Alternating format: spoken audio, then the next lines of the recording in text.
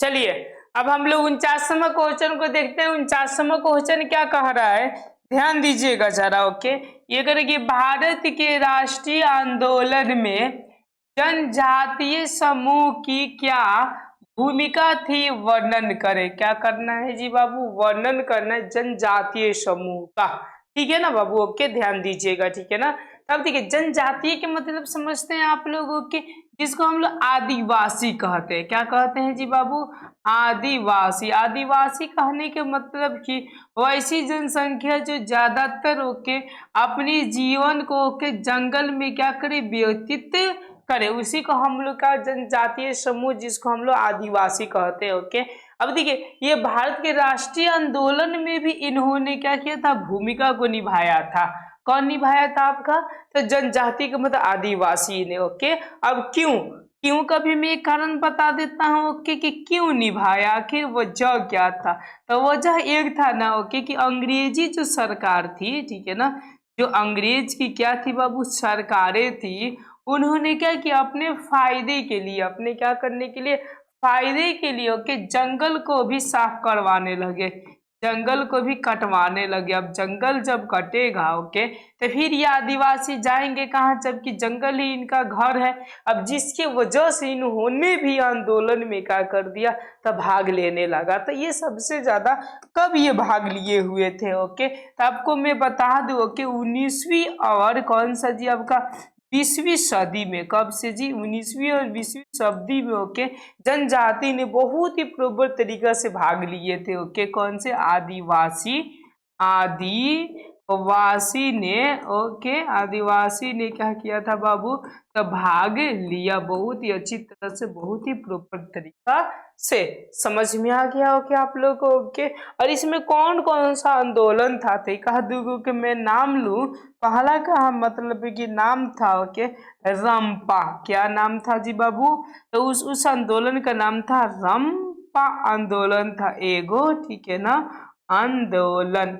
दूसरा का जो नाम था याद रखिएगा ओके, जो कि जनजातियों के द्वारा चलाया गया था आंदोलन ओके, अलमूरी विद्रोह। अलमूरी क्या नाम था आपका, विद्रोह था ओके। एक तीसरा भी था जिसका नाम था ओके उड़ीसा का खोर विद्रोह। ओके, कौन सा बाबू, तो खोर विद्रोह, ठीक है ना, याद रखिएगा विद्रोह।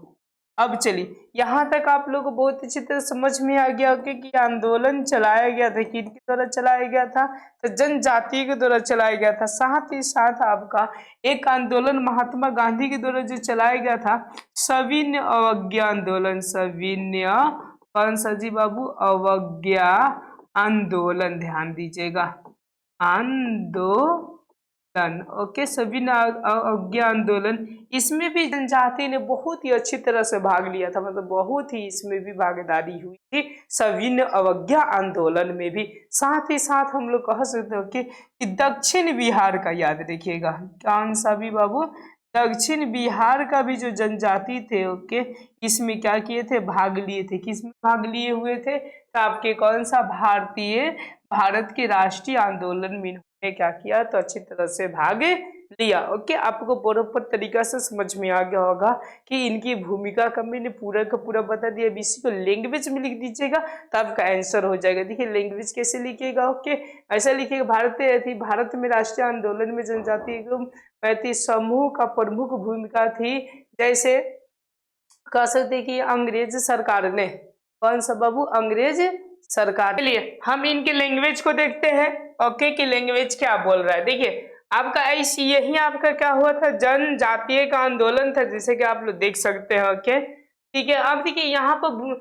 लैंग्वेज में क्या कह रहा है, हम लोग इसका उत्तर को देखते कर कि भारत के राष्ट्रीय आंदोलन में जनजातीय लोगों की प्रमुख भूमिका रही। जनजातीय लोगों की क्या रही जी बाबू, प्रमुख भूमिका। ये कब से कब रहा, तो याद रखिएगा 19वीं शताब्दी से 20वीं शताब्दी तक।